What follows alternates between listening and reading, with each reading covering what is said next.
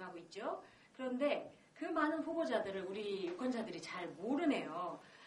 어떤 후보자가 왜 나왔는지, 그 후보가 우리를 대신해서 정말 서민의 마음을 위로하고 행복하게 하는 그런 정치를 할 수 있을지, 정책이나 공약이나 이런 것들을 알 수 있는 시간들이 별로 없었습니다.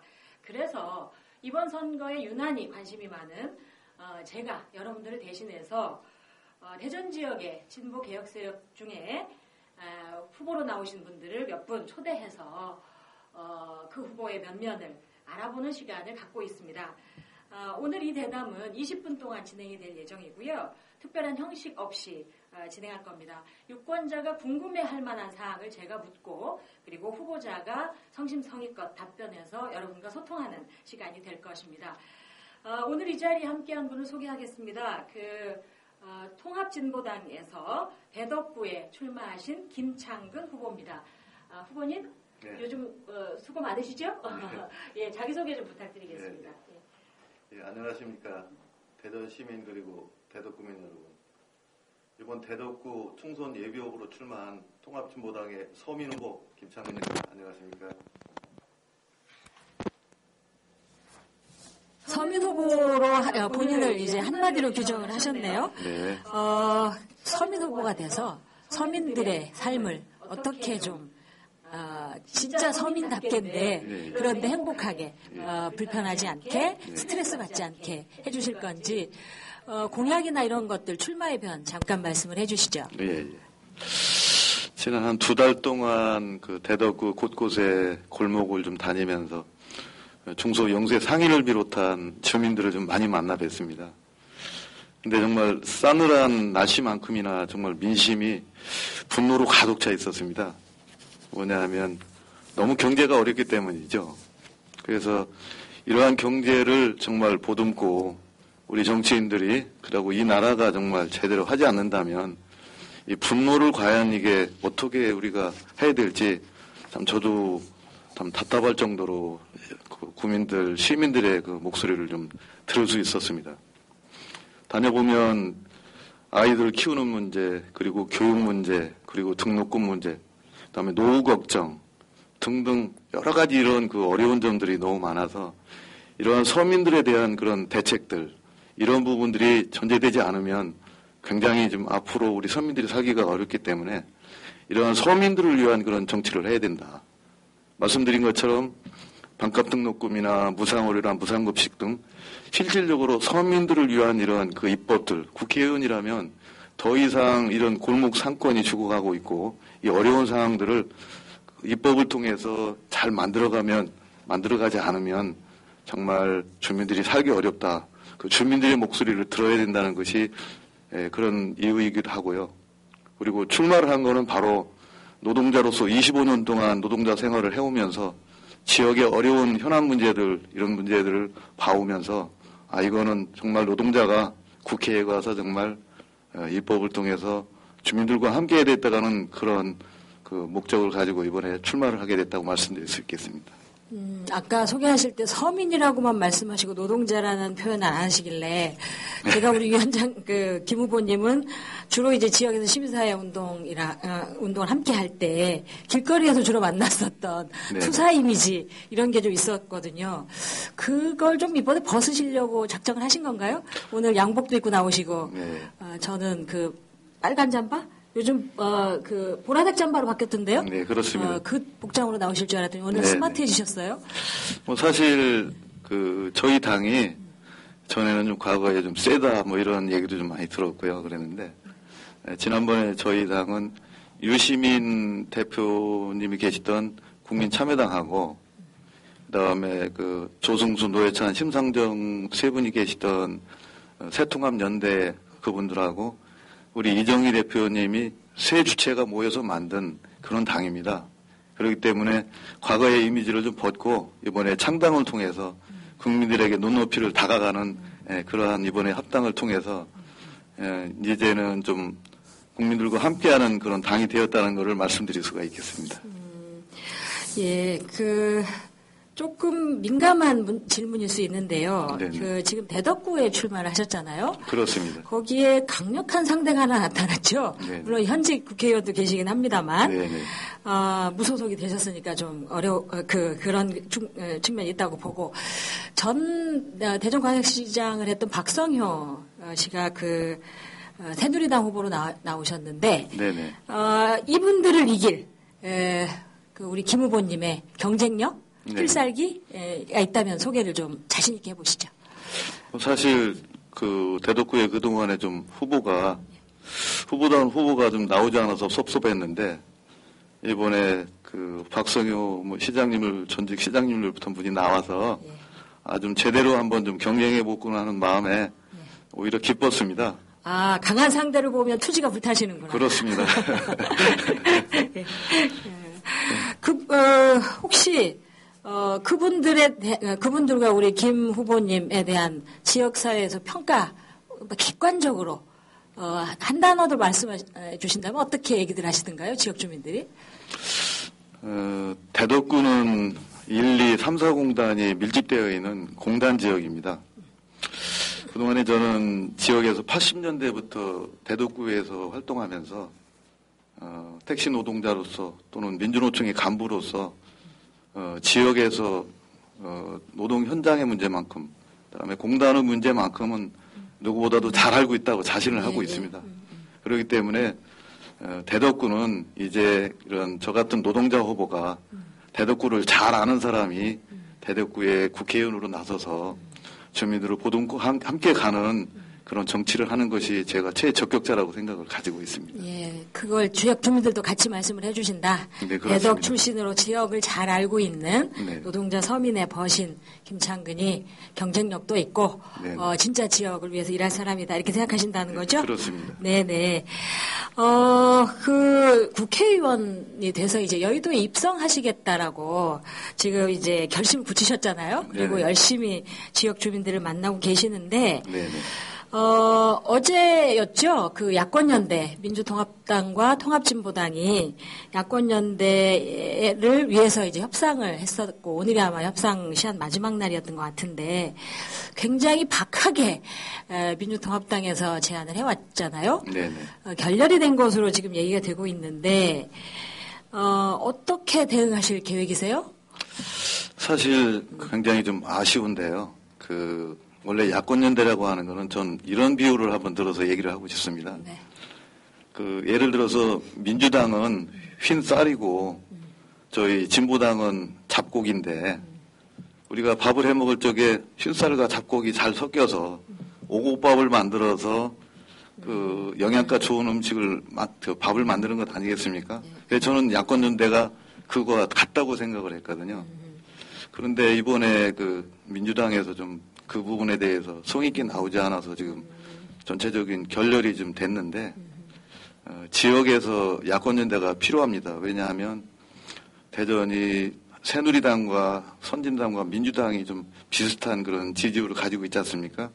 그런 상황 속에서 민주당과 저희 당이 야권연대를 해야 되는데 대전 지역에서 6개 선거구에서 저희 진보당의 지지율이나 이런 것들이 민주당과 야권연대를 하지 않으면 민주당이 당선되기가 어려운 곳이 바로 대전입니다. 그렇기 때문에 앞으로는 좀 지역에서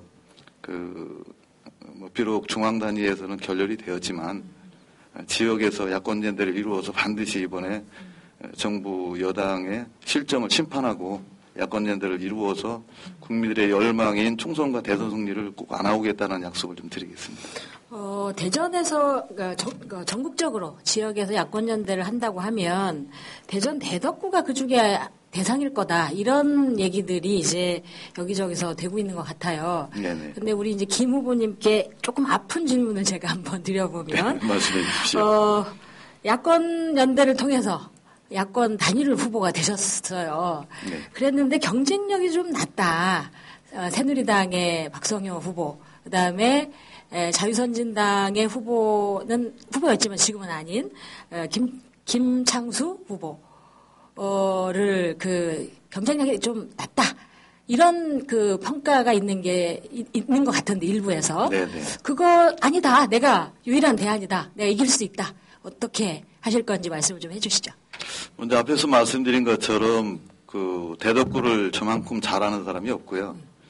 그다음에 몇 분이 지금 대덕구에서 출마를 하셨지만 뭐 대덕구에 뭐 적을 두고 뭐 대덕구에 오셔가지고 뭐 밥 한 그릇 제대로 사잡수신 분들이 아닌데 그런 분들이 대덕구에 와서 그 당의 뭐 정략적인 그런 전략공천에 의해서 하겠다라고 하는 건 진정으로 저는 대덕구를 위한 사람이라면 대덕구의 사람이 되어야 된다고 생각을 합니다.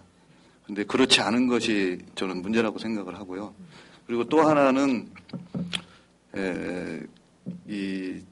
아까 말씀드린 것처럼 그 대덕구를 위해서 일할 수 있는 사람들이 그 노동자로서 살아온 제가 경쟁력이 누구보다도 뛰어나다고 생각을 합니다.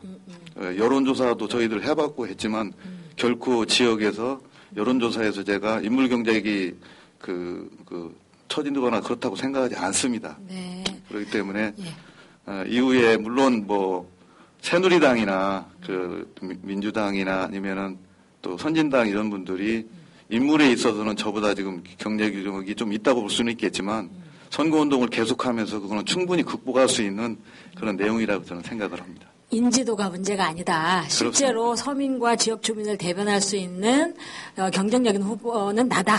그렇습니다. 다만 야권 연대를 통해서 단일 후보가 되면 민주통합당이 열심히 당선 운동을 해서 당선시키는 그런 과정이 필요하다 이런 말씀을 하시는 거죠 지금? 지금 주민들을 좀 만나봤는데 예. 주민들 하나같이 말씀하시는 거니 야권 연대를 꼭 해라. 야권 연대를 하는 것만이 승리의 관건이다 이렇게 좀 많은 그 여론을 주시고 계시고요. 또 실질적으로 주민들이 저는 이번에 선택을 할 적에 정말 대덕구를 위한 그런 후보를 저는 분명히 뽑을 거다 그런 자신감을 가지고 있습니다. 예. 대덕구 이제 얘기를 많이 했었는데요. 조금 그 시야를 좀 넓혀보죠. 네네. 국회의원은 지역민의 대변자이기도 하지만 국민의 대변자여야 되지 않습니까? 그래서 그렇습니다. 국민 일반에게 도움이 되는 그런 정책이나 입법을 좀 해야 되는 직업인이죠. 4년 계약직 직업으로서의 이제 국회의원인데, 혹시 그 국회의원이 되시면 가장 먼저 입법을 하시고 싶은 걸 뭘 준비해 놓으신 게 있으신가요?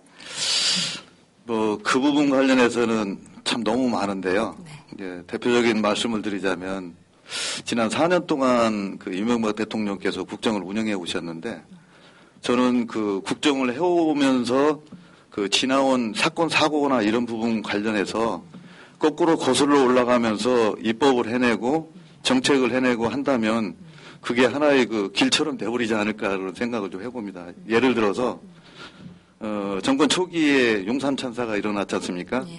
그리고 4대강 사업이 이루어져 왔고 예. 그다음에 비정규직 문제로 엄청난 많은 사건들이 터졌죠. 쌍용차 사태부터 시작해서 다양한 또 유성기업 사태도 터졌고 예. 그다음에 또 최근에 있었던 것 중에서는 한미 FTA 또 문제가 터졌지 않습니까? 예. 바로 그러한 문제들이 물론 이명박 대통령께서 경제를 살리기 위해서 대통령이 당선이 돼서 하셨지만 그러나 국민들과 소통이나 이런 부분들이 너무 없었던 것이 문제가 아니냐. 국민들을 설득하지 않고 한미 FTA 관련한 이 부분도 피해 노동자나 농민이나 중소용수 상인들에 대한 피해 대책이나 이런 부분들을 조심스럽게 검토하면서 갔더라면 이렇게까지 국민들이 분열하고 서로 그 고통을 겪는 이런 부분이 되지 않으리라는 생각이 들어서 저는 그동안에 이명박 대통령이 4년 동안 여러 가지 그 잘못해왔던 그런 실정들에 대한 대표적인 사건들을 입법을 통해서 폐기할 거는 폐기하고 한미 FTA 같은 이런 부분들 다음에 더 그것을 보완할 부분은 보완하는 걸로 이렇게 좀 입법을 해가는 그런 생각을 좀 가지고 있습니다. 예, 4대강 복원은 꼭 해주시고요. 네네. 4대강 이렇게 망친 세력들은 철저한 진상조사를 통해서 단죄를 좀 해주시고 그런 역할도 좀 해주시길 반드시 부탁드립니다. 4대강 사업은 국정조사를 통해서 예. 그거에 대한 책임을 묻도록 하겠습니다. 예, 부탁드리겠습니다. 대덕구에 대전에 있는 4개의 공단이 집중돼 있잖아요. 그렇습니다. 그래서 산업단지 환경 문제라든지 네. 노동 환경 문제 뭐 이런 것들이 좀 산적해 있는데 혹시 그 분야에 대해서 특별히 하실 말씀 있으신가요? 그동안 그 환경 문제와 관련해서는 한국 타이어 문제도 있었고요. 그다음에 지역의 소각장 문제 등등 해가지고 여러 가지 지금 벌어지고 있는데 그런 부분들은 좀 더 지자체에서 좀 의지를 가지고 환경 개선과 관련해 가지고 다양한 조례를 통해서 좀 만들어낼 부분이 필요한 게 있고요. 그리고 또 환경 단체와 좀 시민 사회 단체가 좀 그거와 관련해서 그 뭐 거버넌스 제도라든지 아니면 그 참여할 수 있는 그런 여러 가지 그런 참여 제도가 있지 않습니까? 그런 걸 통해서 많은 좀 의견을 줘야 될 것 같고 또 그런 부분들이 결국 또 중앙에서 국회에서 입법을 통해서 1, 2, 3, 4 공단에서 이루어지고 있는 다양한 여러 개의 공해로 인한 주민들의 고통을 좀 해소시킬 그런 의무가 좀 국회의원들한테 있지 않나 그런 생각을 좀 해봅니다.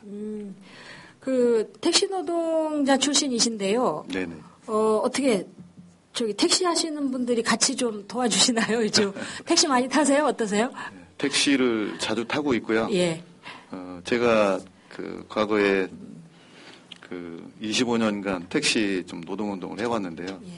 예. 지역에 그러다 보니까 아는 사람들이 많아져서 열심히 지금 저희 그 선거운동을 좀 도와주고 계십니다. 네. 열심히 하도록 하겠습니다. 그 택시 운전 하시는 분들의 입이 굉장히 무서워요. 선거에 굉장히 많은 바람이기도 하죠. 그렇습니다. 입소문이 바람을 만들기도 하는데 분위기 좋다는 말씀이신가요? 네, 저희가 20분 동안 이제 우리 김 후보님하고 대담을 하게 돼 있는데 지금 시간이 거의 다 된 것 같아요. 네. 혹시 오늘 말씀하시고 싶으신 게 있었는데 미진한 부분 있다면 마지막으로 말씀해 주시고요. 네. 노동자, 서민 그리고 제가 보기엔 청년 학생 들도 굉장히 그 아프고 서러운 계층 중에 하나인데 네. 그 측에 혹시 조금 더 집중해서 하실 말씀이 있다면 말씀을 좀 해주시죠. 먼저 저는 지난 80년도에 그 전두환 정권에 의해서 고문 조작된 방국가단지 사건으로 고통을 받았던 사건입니다. 그리고 그것을 이겨내고 25년 동안 택시 노동자로 지역에서 활동해 왔습니다. 그렇기 때문에 누구보다도 서민들의 아픔과 그 다음에 국가 폭력의 그 고통을 가한 것에 대해서 누구보다도 그 민주화 운동에서도 잘 알고 있고요. 그러한 뚝심으로 대덕구 국회의원으로서 활동을 할 것이고요. 그다음에 청년 학생들에 대한 그 부분에 대해서는 정말 하나의 선배로서 뭐 아버지 같은 사람으로서 정말 굉장히 좀 우리가 좀 보듬고 가야 된다. 지금 학교 교육 문제가 심각하지 않습니까?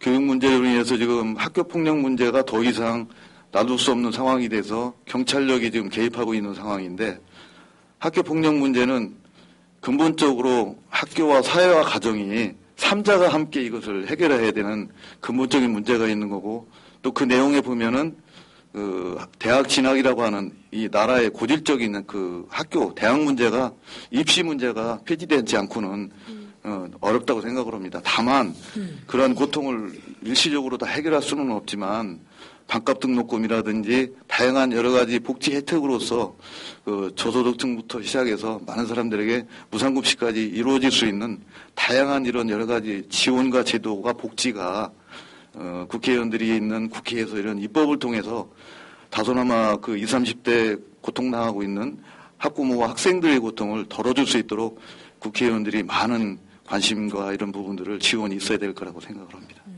예.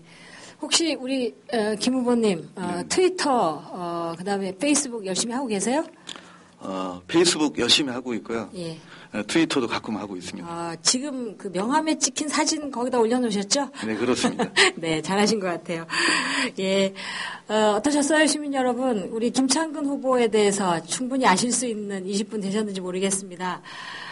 이분이 여러분들의 대변자가 될 만한 충분한 자질과 인품이 된다 싶으시면 4월 11일 이분을 국회로 보내서 반드시 99% 노동자와 서민이 주인이 되고 편안해진 그런 나라를 만들기 위해서 투표하시면 좋을 듯 합니다. 오늘 수고해 주신 김창근 후보님께 큰 박수를 보내면서 좋은 성과가 있기를 기대하겠습니다. 오늘 수고하셨습니다. 고맙습니다. 열심히 하겠습니다.